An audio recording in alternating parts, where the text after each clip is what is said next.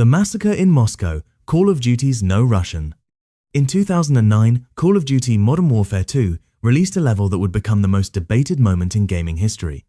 Titled No Russian, the mission placed players in the role of an undercover CIA agent embedded within a Russian ultra-nationalist terrorist cell. To maintain cover, players were forced to walk through a fictional Moscow airport while the group gunned down hundreds of unarmed civilians.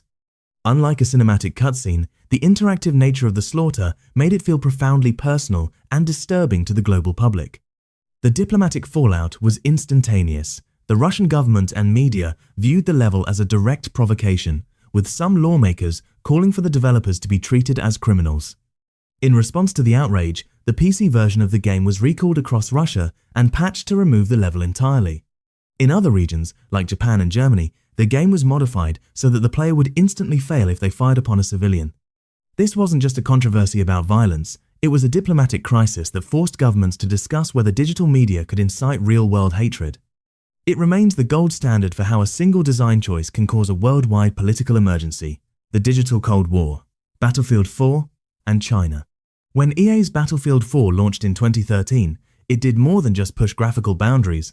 It nearly ignited a digital conflict between the United States and China. The game's China Rising expansion and its core campaign depicted a near-future coup where a rogue Chinese general sought to overthrow the government with Russian support, leading to a massive war. While Western players saw it as a standard military thriller, Beijing viewed it as a calculated piece of cultural warfare designed to undermine the image of the People's Liberation Army, PLA.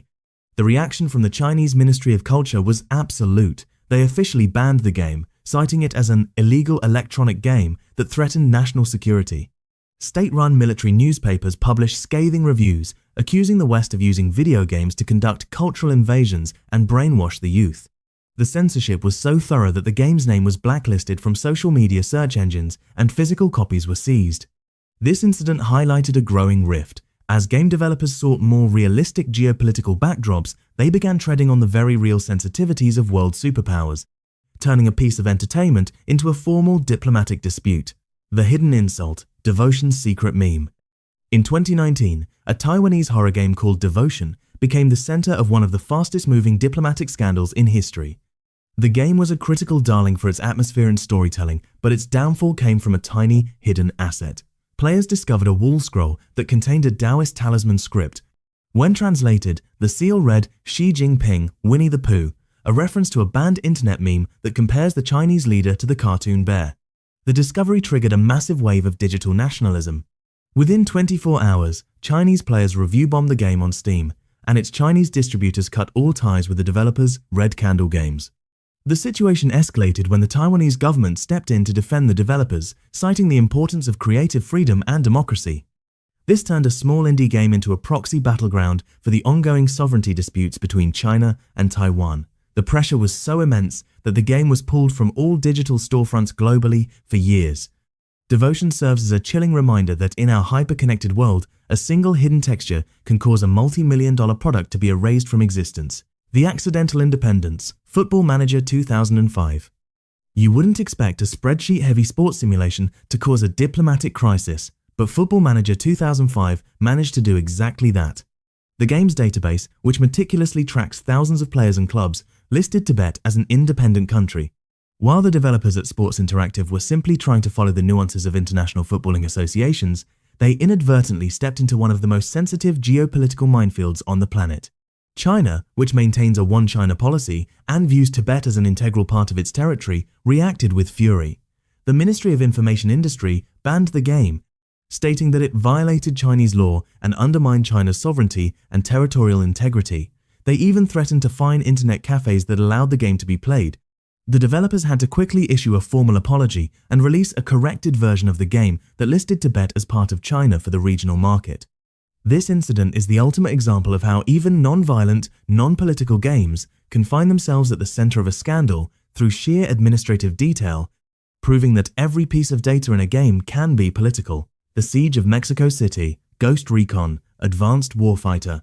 In 2006, Ubisoft released Ghost Recon, Advanced Warfighter, GRAW, a tactical shooter set in a future where a coup in Mexico City required intervention from US Special Forces.